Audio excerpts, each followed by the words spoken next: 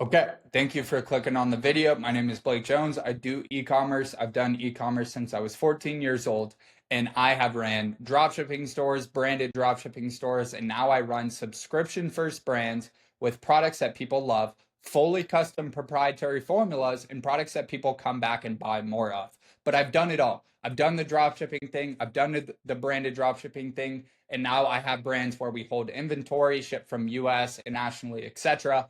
But the number one skill that I have developed over the years is being able to analyze or assess a funnel and point out bottlenecks and diagnose constraints for why the product is not working. And I'm going to go over how you can do this in your brand. If you are not getting sales in your e-commerce store or dropshipping store, try these things. This might not be the perfect key that takes you to 5 or 10K a day, but it's something that you need to implement and try before you give up on a product. So I'm going to make this quick, no fluff. I'm going to be talking fast, and my goal is to get this done in 15 minutes. If you cannot watch this for 15 minutes, I don't know what to tell you, right? Okay, so first thing we're going to go over is just assessing the funnel from A to Z. That starts with the placement. Where are you placing your ads, and where are you getting in front of customers? We'll start with platform. If I could imagine you have tested Meta and you have tested TikTok. Every time you test a product, you go to Meta, you go to TikTok, you test it, Meta doesn't work, and you go, oh, the product sucks, oh, it's broken, the product doesn't work, people don't want it. Well, maybe it was a skill issue, but also maybe it was the fact that you only tested Meta. Test TikTok, test Snapchat, test native ads, test Google, test YouTube, test organic, test Pinterest. There's about 5 other things you could test as well. I always say where most people zig, you need to zag. There are people spending $50,000 a day on native ads. You've probably never even heard of native ads, but it's untapped, right? And people are spending money there. The other thing you have to take into account is that the customer avatar that you are targeting on each platform is going to consume a slightly different content style or way the content's delivered per platform.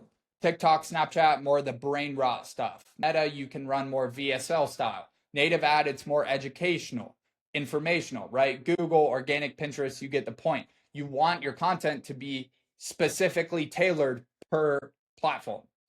So that's platform placement. Before you give up on a product, test every single one of those channels. You probably won't, but whatever.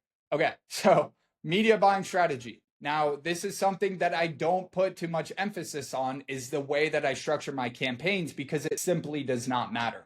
The way that these algorithms are moving and changing for media buying is in a creative manner. Creative is the biggest lever in scaling, not the way you set up your campaign.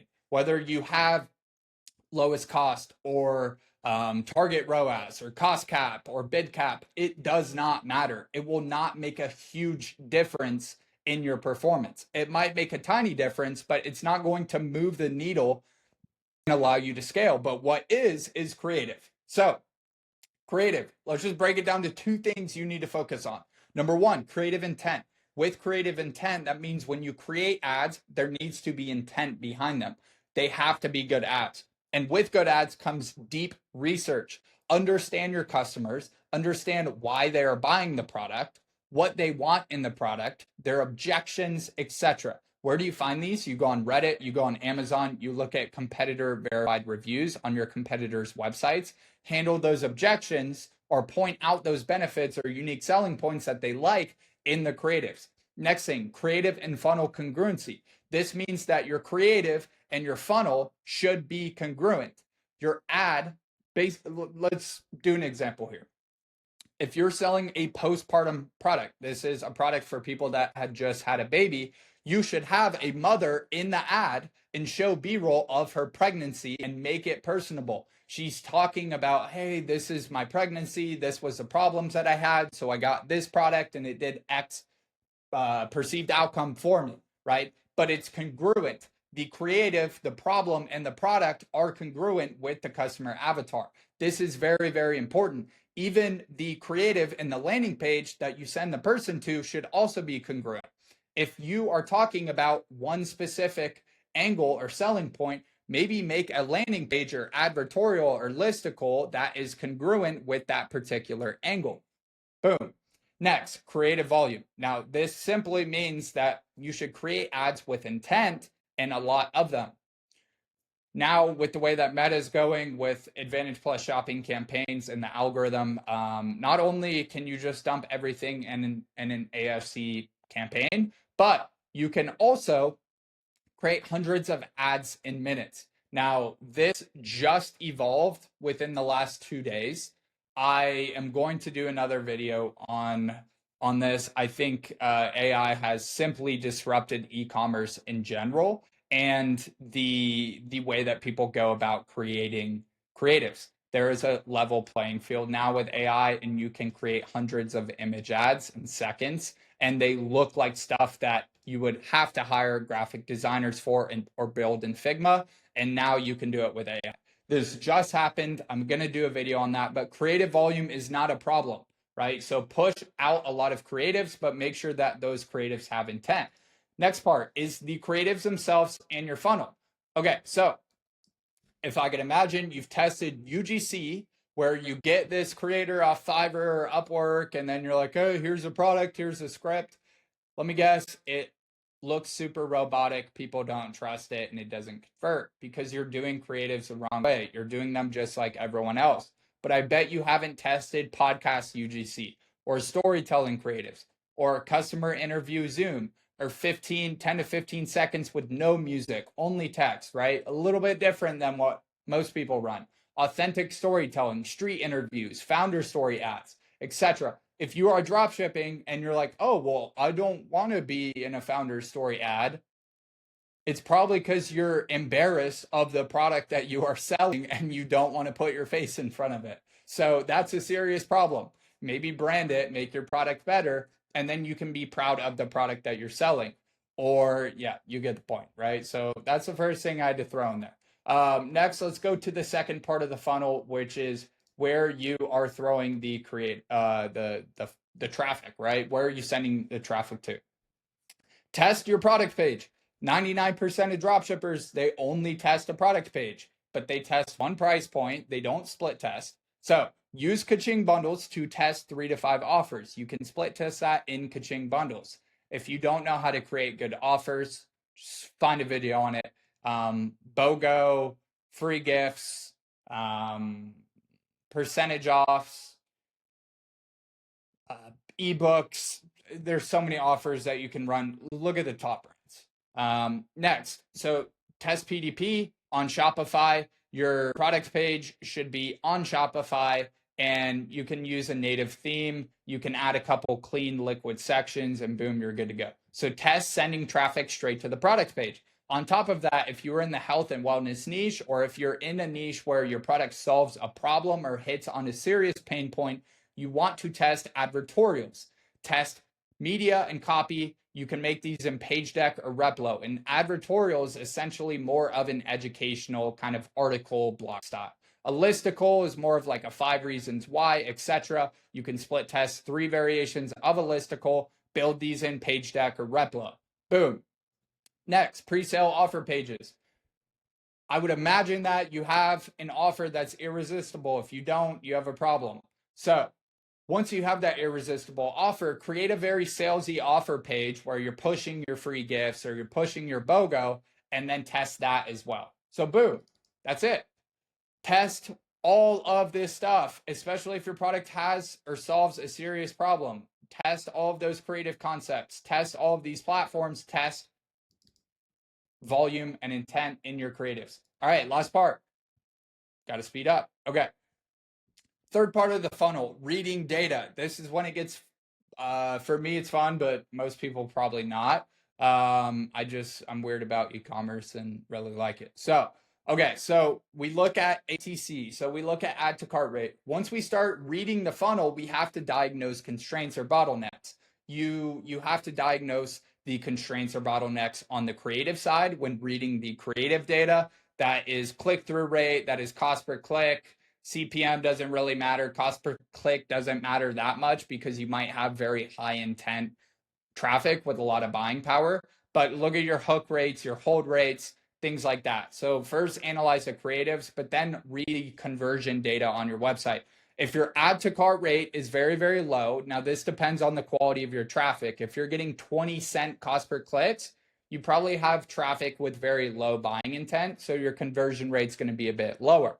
But ideally, on every single winning store I've had, every winning store I've seen, the add to cart rate is typically 6 to 7% plus minimum. So if it's lower than that, you probably have an offer problem, or you have a problem with your creative, your funnel congruency, or the content, your website, etc. You probably don't have branded content. You're probably not pushing social proof. You probably don't have a good offer, etc. If your add to cart rate is low, this is a first signal that buying intent is not there. Now, why is buying intent not there? It's probably because of you. It's probably because of your ads and your landing page. Next, we go to initiate checkout to purchase. If you notice that a lot of people are adding to cart, but now there's a huge drop off, this is probably an issue with trust. Number one, your cart is lacking trust. There's no reviews, there's no money back guarantees, there's no social proof, and there's no transparency on shipping or when people will get the product. So boom, fix that. You can use UpCart, you can custom code a cart, add some liquid in there, etc. Next, in checkout, you can change your default theme content to make it more psychologically appealing. Quick bonus. Instead of having your complete payment button say pay now, where people perceive pay now with giving money, which is something they don't want to do, change it to complete purchase or order now, because then you're pulling away the idea that they're spending money. Okay, so there's little psychological things. There's other hacks that you can do without having Shopify Plus. I am not going to go over those on this video because I do not want everyone's checkout to look like mine. Gotta gatekeep some stuff. So third part of the funnel, reading conversion data. Next, we go to prioritizing revenue per visitor. So typically, if your brand isn't working or your ads look decent, but it's break even, you need better creatives, you need a better product page, you need it to convert better, but you also need to optimize the amount of revenue that you're pulling per visitor on your website. So it's not always about running the highest converting landing page. Instead, you want to prioritize the amount of revenue and profit per visitor. So in order to do so, if you send them through an advertorial or listicle, typically the traffic will be more warm. They will spend more money with you. I know personally, when I run advertorials or listicles, my AOV is much higher because the audience is warm. They trust it more. They buy more units. But maybe product page has a higher revenue per visitor. Last thing, run with the upsell that has the highest revenue per visitor. Now, this is a phenomenal example here. Ash, he is the media buyer and co-founder for Avi, which is an amazing supplement brand. He posted this on Twitter, so I just brought it over. But look at his post-purchase upsell. They were, I think at one point they were selling like 1 unit or 2 unit, like other SKUs. Instead, what they tested was a 365-day supply. This is an upsell that is $500, and they get a year supply of all 3 of these SKUs. So they split tested a $399 offer. That was the previous winner. And then they just tested it against a $499. Guess what? The expensive offer won. What do you think is a higher revenue per visitor? The 365-day supply at $500 or selling another SKU that's $36? Now, the take rate might be higher on that lower ticket SKU, but the revenue and profit per visitor is lower. So that's it. Now, there's so many other things that I could cover here, but that is all of the things that you'll want to prioritize and implement if you're struggling to make your dropshipping or e-commerce store take off and scale. Now, yeah, thanks for watching. If you did pull value from this, just feel free to like and comment on this video. It means so much to me. I'm dropping YouTube videos every week. I'm leaking all the sauce and all the value, and it may not help everyone, but I hope it helps some people. Last thing, as you know, I do run subscription first e-commerce brands. That's the way that I see ecom pivoting, is to building brands that have a community base and a customer base that love your product and buy more of it.